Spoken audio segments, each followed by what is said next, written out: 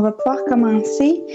Comme à l'habitude, ça va être en fait deux personnes qui vont prendre la parole. Puis aujourd'hui, ça va être Dr. Bonnie Vigé, qui est directeur régional de la santé publique, et puis Madame Connie Jacques, qui est présidente, directrice générale adjointe au CIS de la Gaspésie.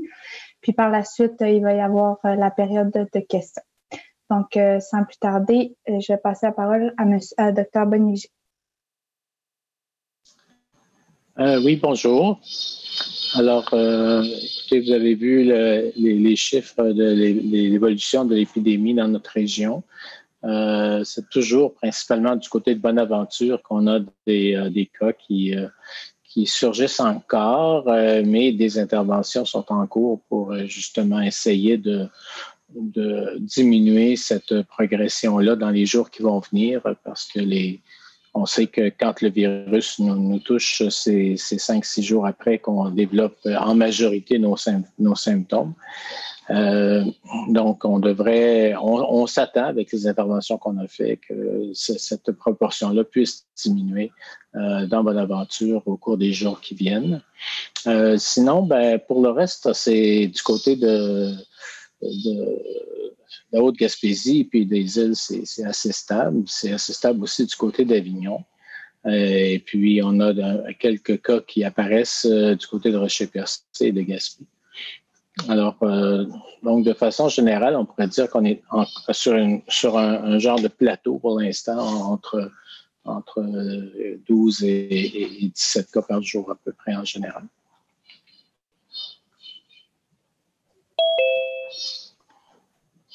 Est-ce que vous voulez donner un mot sur l'Halloween ou la transmission communautaire, où ça allait? Je peux revenir sur l'Halloween parce qu'effectivement, c'est assez d'actualité, puis ça ne le sera plus demain. Donc, on se rappelle qu'on avait déjà fait les messages sur l'Halloween qui devait se dérouler cette année comme essentiellement une fête d'enfants qui se déroulerait à l'extérieur, où on recommande ce que les enfants de la même fratrie, de la même famille qui vivent à la même adresse se promènent ensemble pour faire leur quête de bonbons. Et les gens qui veulent bien donner, qui reçoivent les enfants, doivent se maintenir toujours à 2 mètres de ces enfants-là. Donc, avoir prévu un panier dans lequel les sacs individuels pourraient être recueillis par les enfants eux-mêmes sans avoir de contact, ou encore distribuer avec tout moyen imaginatif qui permet de transporter un sac à 2 mètres de distance de la personne qui le donne. Alors, c'est un petit peu ça. Puis, évidemment, là, ce qu'on entend, c'est qu'il y a certaines personnes qui voudraient bien faire des parties d'Halloween, mais c'est vraiment une très mauvaise idée parce que c'est à peu près certain que le virus va s'inviter à vos parties. Puis, ça sera moins drôle dans les jours et les semaines qui vont suivre. Donc, on oublie les parties d'Halloween. On laisse tomber ça, on garde ça comme une fête d'enfants à l'extérieur essentiellement. C'est à peu près tout ce que j'avais à dire pour le moment. Puis toutes les questions vont être bienvenues. Merci. Madame Jacques. Bonjour à tous. Tel que Dr. Bonnie Vigé l'a mentionné, malgré le plateau, nous avons été plus touchés qu'à la première vague. Ceci étant dit, nous étions prêts à faire face. Les gens ne sont pas confinés comme au printemps et nous avons eu plusieurs éclosions communautaires qui se sont reflétées dans nos installations. Actuellement, nos éclosions sont sous contrôle. Toutefois, certaines sont plus récentes, alors nous devrons attendre la période d'incubation du virus pour avoir une meilleure idée. Moi, j'aimerais remercier tout notre personnel, nos gestionnaires, nos médecins qui ouvrent jour et nuit afin de diminuer la propagation du virus dans nos installations, tout en prenant soin de notre population. En terminant, j'aimerais adresser à la population en général. L'automne s'annonce difficile pour tous avec le froid qui arrive et le virus qui continue à frayer son chemin. C'est pourquoi nous devrons se mobiliser ensemble, puisque toute épreuve est plus facile à surmonter lorsque nous sommes réunis. Veillent les unes sur les autres. C'est très important. Rappelons aussi que le service infosocial est disponible 24/7 et totalement confidentiel. Seulement en composant le 811, les gens auraient accès à l'assistance psychosociale immédiate. C'est ça notre engagement. Merci. Merci. On va pouvoir passer à la période de questions. Donc, comme à l'habitude, ça va être 2 questions par personne. Puis après, on verra pour la suite. Donc, j'ai Adèle Arsenault. Oui, bonjour. Peut-être faire un petit retour à propos des îles de la Madeleine, où est-ce qu'on en est rendu dans ces demandes-là, entre autres des élus pour changer de palier de couleur. Est-ce que ça avance? Est-ce qu'on voit une ouverture?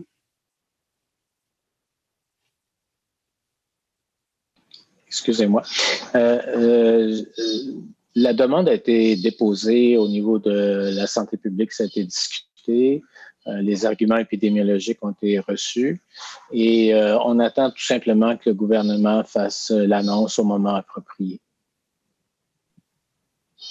OK. Et puis, juste nous rappeler peut-être, c'est quoi les éléments épidémiologiques qui font en sorte qu'on pourrait éventuellement changer de palier de couleur?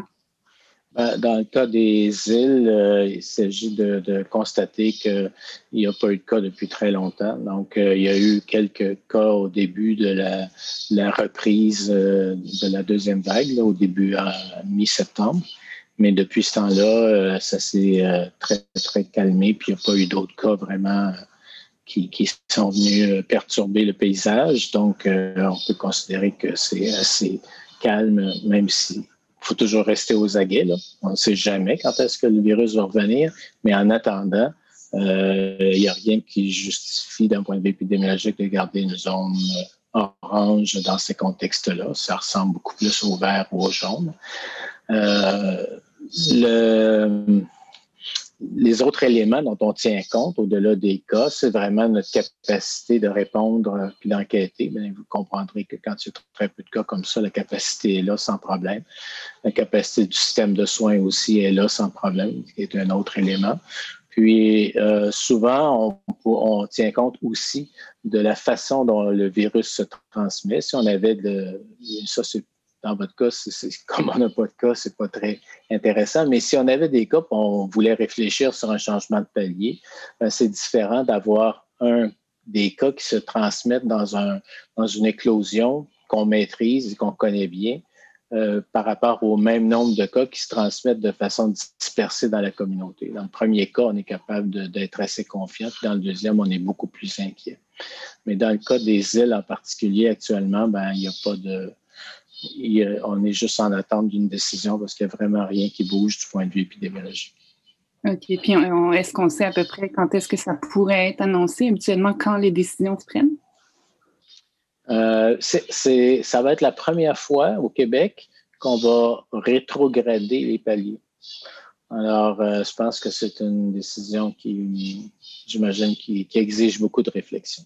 Okay, merci beaucoup. Merci. Télésoleil? Oui, bonjour, excusez-moi. Bonjour, M. Bonnier-Vigé. Juste un petit retour sur les cas en Haute-Gaspésie. On sait qu'il y a la période de la chasse qui vient de se terminer. Pour l'instant, il ne semble pas y avoir d'éclosion importante qui soit liée à ça, quoiqu'il y a eu des cas qui étaient directement liés à ça.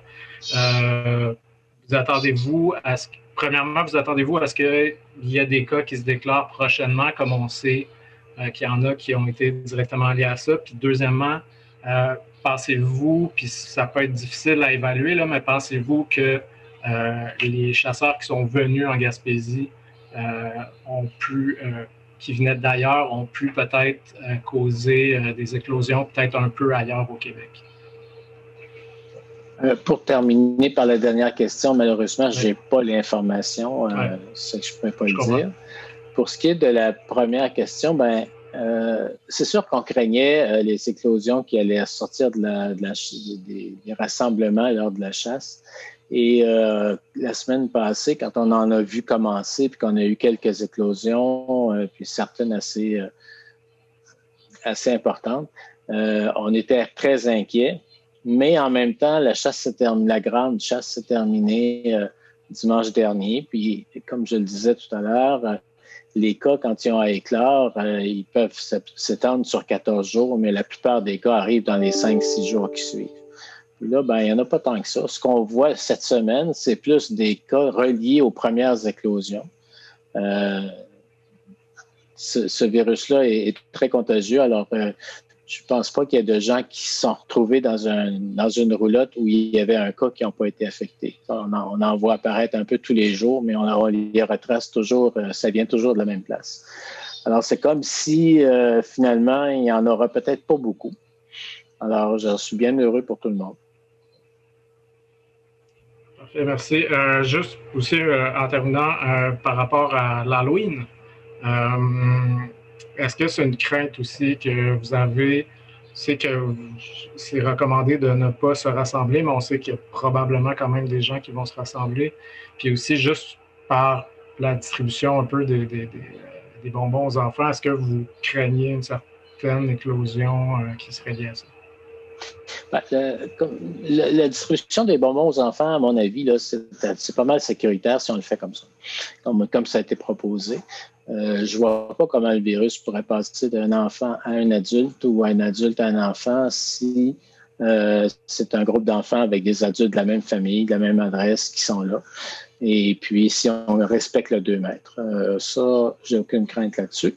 Par contre, le problème des rassemblements, c'est que surtout les rassemblements festifs, c'est qu'on oublie de respecter les règles. On se rapproche, tu sais, on oublie qu'on n'est pas de la même adresse et puis qu'il y a quelqu'un qui peut avoir le virus dans le groupe.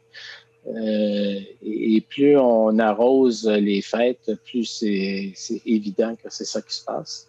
Et puis, c'est comme ça le plus grand nombre de cas qu'on remarque là, quand on parlait tout à l'heure dans Bonaventure, c'est tout simplement des familles qui se disaient, je suis en famille, c'est pas dangereux. Mais c'était pas des familles qui avaient la même adresse, c'était des grandes familles.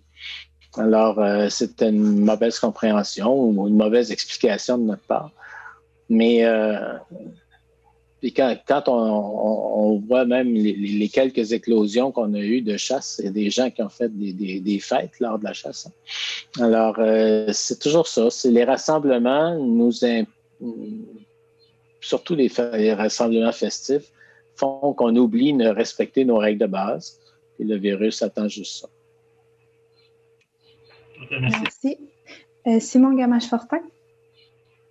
Justement, pour faire un petit peu de pouce là-dessus, vous aviez parlé, entre autres, dans le secteur de la MRC de Bonaventure, donc, qu'il y avait des gens qui avaient des symptômes de rhume qui continuaient à circuler parce qu'on ne pensait pas nécessairement avoir la COVID. On avait parlé que la santé publique allait faire de la sensibilisation.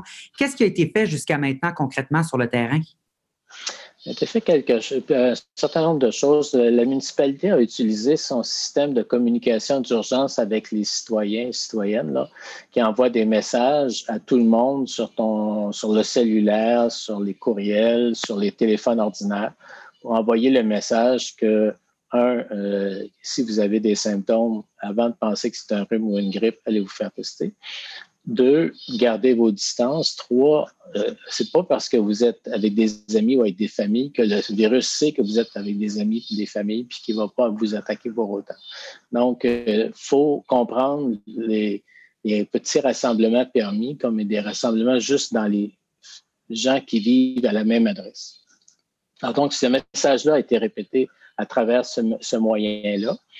Ensuite, il y a eu des rencontres des organisateurs communautaires et les agents de gestion les agents de promotion de la santé ont rencontré les élus municipaux et ont convenu avec eux d'aller visiter les grandes familles qu'on connaissait, là, qui avaient peut-être à qui on avait mal expliqué le message, je vais dire ça comme ça, je crois.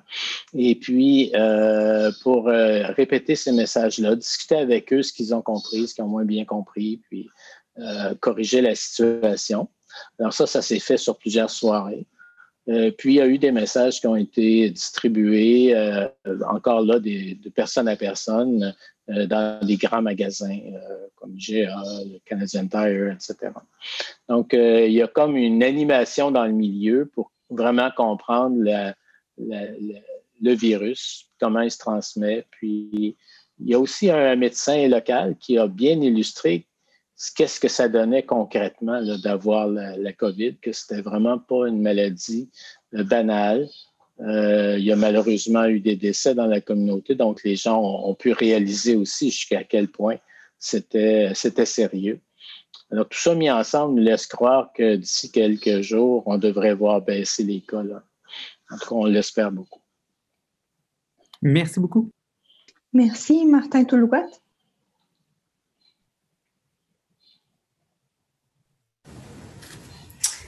Oui, est-ce que vous m'entendez bien? Oui. Monsieur Bonny-Vigé, comment expliquer que seulement pour le mois d'octobre, la Gaspésie a dépassé les 500 cas? En fait, c'est déjà davantage que le bilan total de la région voisine du Bas-Saint-Laurent, qui pourtant teste davantage. Quelles sont vos hypothèses, vos explications pour expliquer que la Gaspésie a déjà, depuis le début de la pandémie, le pire bilan à l'est de Québec? Il n'y a pas beaucoup d'explications, je pense, rationnelles en tout cas. On sait comment les cas se sont multipliés, que ce soit dans Avignon, que ce soit dans Bonaventure, dans quelques centres d'hébergement de personnes âgées. Maintenant, est-ce que c'est tout simplement une question de malchance que ça soit rentré dans des communautés comme ça, puis que ça se soit multiplié par la suite? Je ne saurais pas trop dire. Dans Bonaventure, clairement, on a identifié qu'on avait mal passé nos messages parce que les gens n'avaient pas bien compris le concept de famille, puis le concept de rhume versus COVID. Ça, c'est certain. Mais sinon, une fois qu'on a dit ça, pourquoi est-ce qu'on a eu plus de cas chez nous que chez notre voisin du Bas-Saint-Laurent?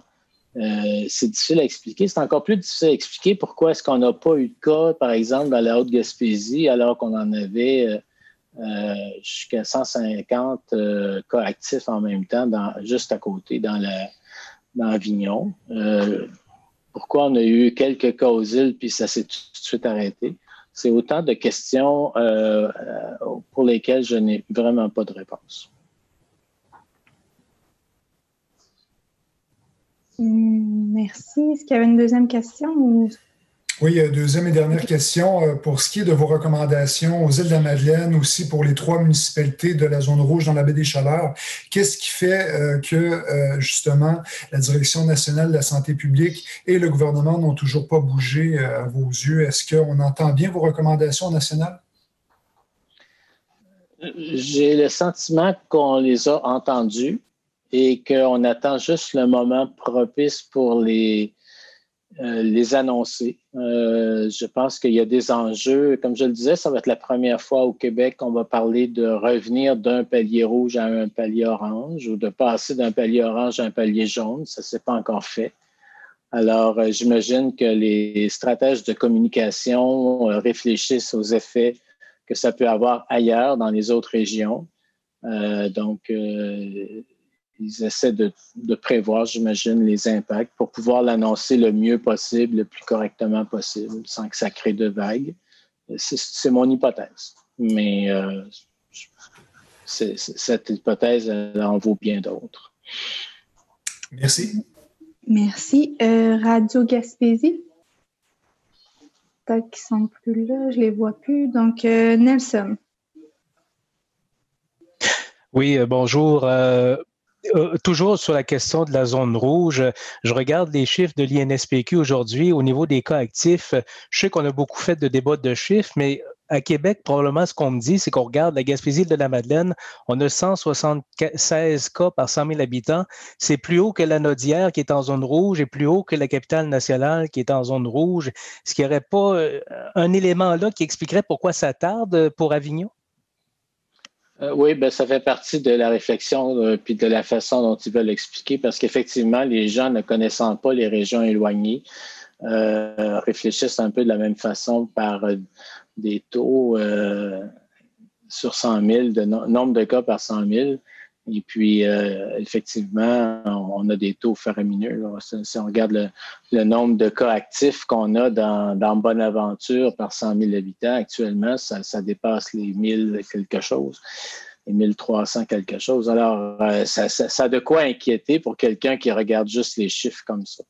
Mais si on sait, par exemple, il y a un seuil là, important qui est le seuil de 200 cas par million d'habitants, là, qui lance une alerte importante, une inquiétude importante. Mais nous, pour atteindre 200 cas par million d'habitants, il suffit d'avoir 18 cas. Alors, pendant plusieurs fois depuis cette deuxième vague-là, on a dépassé ce seuil-là psychologique. Mais c'est vraiment des petits nombres parce qu'on a une petite population.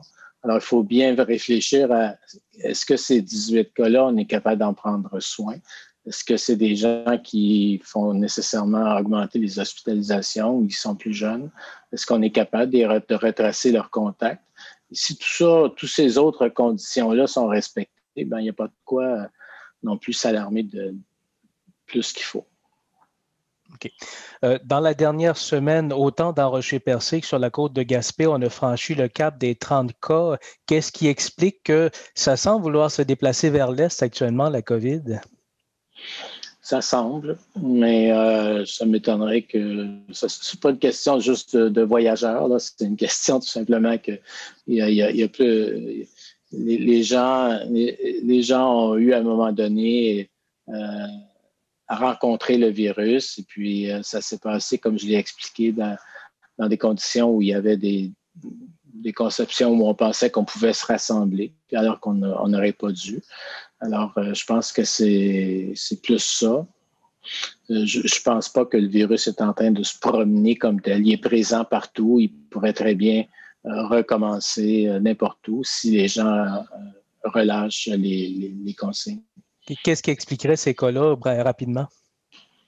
Ce dont on parle actuellement du côté de Bonaventure, comme on l'a bien dit, c'est que il y avait un peu une mauvaise conception de ce qu'était la différence entre la COVID et le rhume. Donc, on a malheureusement, dans nos enquêtes, eu à constater que des gens se sont promenés 4-5 jours avec des symptômes de COVID sans se faire tester parce qu'ils croyaient que ça allait passer, d'une part. Puis il y en a eu assez pour qu'on pense que ça faisait partie du problème. Puis d'autre part, les gens s'imaginaient qu'en étant en famille, ils étaient en sécurité, alors que en fait, c'était des grandes familles qui ne vivaient pas nécessairement à la même adresse. Alors, on a recentré notre message maintenant, là, quand je parle des gens de maintenir leurs 2 mètres, là, c'est pas juste avec les gens qui sont de la même famille, c'est vraiment des gens de la même adresse qu'il faut toujours garder un 2 mètres de toute personne qui ne vit pas à la même adresse que nous. Je pense je voulais plus expliquer. Plus clair. On va juste revenir, à moins que c'était la même question. C'était juste plus spécifiquement pour Rocher-Percé et Côte de Gaspé, là, Bonaventure, on le savait déjà là, essentiellement. Là. Ah, OK. C'est à peu près les mêmes choses, mais c'est quand même un peu moins dans ces deux autres MRC. On a un mélange de chasseurs, un mélange d'étudiants, un mélange de travailleurs de la santé, un mélange de résidents à l'hôpital. Il y a eu une petite éclosion. Donc, c'est un petit peu tout ça. Il n'y a pas de rien de très précis, aussi clair que les éclosions qu'on a eues dans Avignon ou ce qui s'est passé dans Bonaventure qui puisse expliquer la multiplication dans ces 2 autres MRC-là. Merci. Jussieu et Ferme. On va pouvoir revenir. Roxane Langlois. Oui, est-ce que vous m'entendez? Oui. Oui. En fait, ma question est pour Dr Bonnier-Vigé. Quand la situation était très critique dans Avignon, il y a les municipalités de Bonaventure qui ont fait leur bout de chemin en fermant leur installation municipale. C'est un geste d'ailleurs que vous aviez applaudi, là, vous aviez encouragé les municipalités à prendre des mesures comme celle-là. Le problème actuellement, il se situe dans Bonaventure et là, ce qu'on assiste, en fait, c'est une réouverture des installations municipales, entre autres à New Richmond et Bonaventure. J'aimerais vous entendre là-dessus parce que ça peut sembler un petit peu contre-productif là, quand on regarde ça comme ça. Oui, mais en tout cas, du côté de New Richmond, comme eux, ils sont plus synchrones avec ce qui se passe à Maria. ça fait du sens. Ça, c'est pas un problème. Du côté de Passepébiac, à ce que je sache, les installations municipales sont toujours fermées, celles qui l'étaient. Du côté de Port-Daniel, c'est encore fermé. Ça se pourrait qu'il commence à réouvrir dès la semaine prochaine, tranquillement, en mettant des règles très strictes. Je comprends puis je pense qu'on doit comprendre que les municipalités ont à gérer à la fois la protection contre la COVID de leurs citoyens, mais aussi leur sentiment de bien-être et psychologique et social. S'il n'y a rien, il n'y a aucun endroit où les gens peuvent se réunir, effectivement, il y a le danger de décompensation ou le danger de se réunir n'importe où en dehors de lieux qui seraient peut-être sécurisés. Donc, ils ont à balancer un peu cette situation-là. Je pense qu'ils prennent les décisions au mieux selon à la fois l'épidémiologie du côté COVID, mais aussi selon l'état de bien-être de la population qui doivent aussi maintenir. Alors, c'est un équilibre difficile, puis je les encourage à continuer à toujours réfléchir au mieux pour leurs citoyens et citoyennes. Merci beaucoup. Bon, vous avez expliqué tout ce qui s'est fait aussi du côté de Passepébiac pour aller à la rencontre des gens, pour les sensibiliser. Quand on s'est parlé de ça la semaine dernière, vous aviez avancé des chiffres. J'aimerais savoir où est-ce qu'on est là, par rapport aux cas actifs précisément à Passepébiac en ce moment, selon les chiffres les plus récents. Je peux vous dire ce que j'ai. On a un petit peu moins de cas actifs qu'on en avait quand on s'est parlé, si je me souviens bien. On serait rendu à 40. Là. Sur combien, excusez-moi? Non, je ne me souviens pas combien on était la semaine passée, mais on était autour de 50, il me semble. Puis là, on est autour de 40 à peu près. En fait, c'était 50-50. La moitié des cas actifs étaient de Bonaventure étaient à Passepébiac même, si je me souviens bien. Oui, c'est ça. Là, c'est ça. Hier, en tout cas, à 16h, on suivait encore 40 personnes dans Passepébiac. Parfait, merci.